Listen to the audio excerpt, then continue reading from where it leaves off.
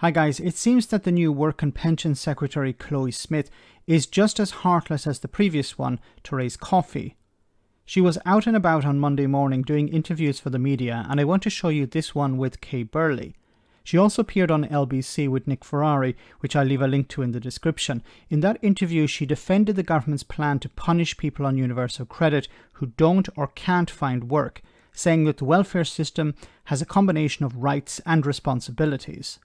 But here she was challenged on the Tory policy of giving to the rich with one hand and taking from people on universal credit with the other. Have a listen. Are you going to reinstate the £20 universal credit uplift? No, we've been very clear that that was a temporary uplift to do with the pandemic.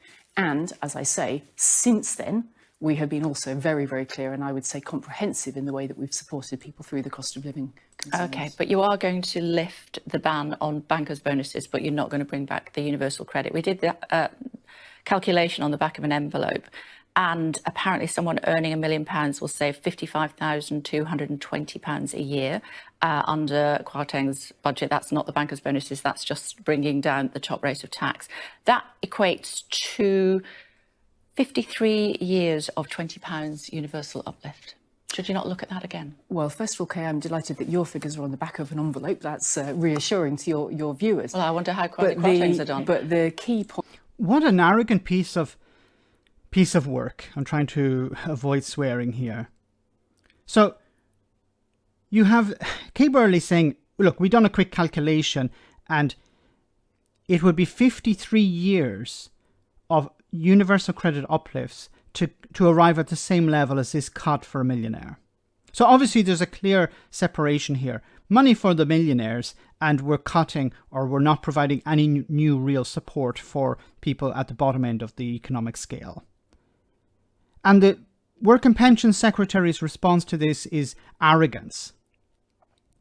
Well, and I love how Kay Burley responded by saying, well, Kwasi Kwarteng's is pretty much the same. And she's completely correct, because the OBR, the Office for Budget Responsibility, were not able to review his mini budget. So in a sense, it doesn't have the backing of experts. And we've seen on Monday the markets have responded by saying this is a disaster. But let's continue. Point is this. We have put forward measures that do cut tax across a range of points. You're just going to ignore those figures? I'm going to tell you why we're doing it, which is the most important. Once again, ignore the question. This is a typical tour, and we saw it before with the previous DWP Secretary of State. Ignore the question and just return to your talking point. The talking point being, we're helping stimulate the economy. We're creating jobs, at the top level by cutting this rate of tax, by eliminating corporation tax or reducing it. It's always this. They have their talking points. They go to these interviews and there's like, okay, I have to talk about this, this, this, and this. If somebody starts talking about something else, I ignore it and I return to my talking point. Important point of all, because a growth package is designed to lead to jobs and opportunity. And the point I will be prioritising as Work and Pension Secretary is that growth and jobs are one of the best ways for people to get greater prosperity. And that... There are people who can't work. They're not benefiting from these tax cuts. There are people who can't work because they are disabled, because they're ill, but also because there are no jobs available in their area. I've talked about this before. Many people who are unemployed want to work, but there are no jobs in the area.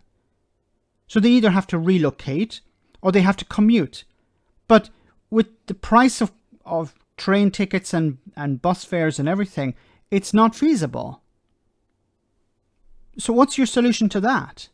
That is why I support a package that includes a cut in corporation tax, includes a cut in income tax at various points of the spectrum, and the cut in national insurance for both individuals and businesses, because that will put money back into the coffers of thousands of businesses and thousands of individual household budgets. The question was about universal credit here. You're not talking about universal credit. Why are you not talking about universal credit?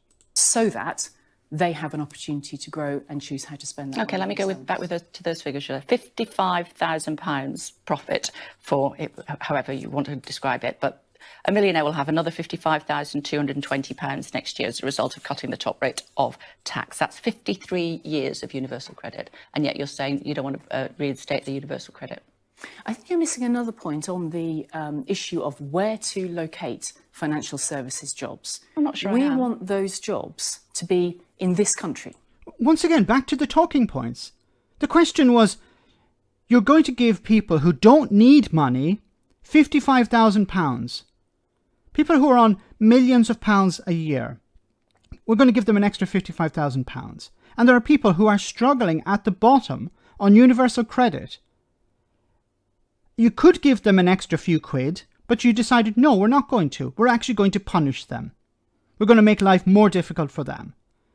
And when the point was raised, she started talking about bringing bankers back from Europe. We need to encourage more to work in this country. What the F?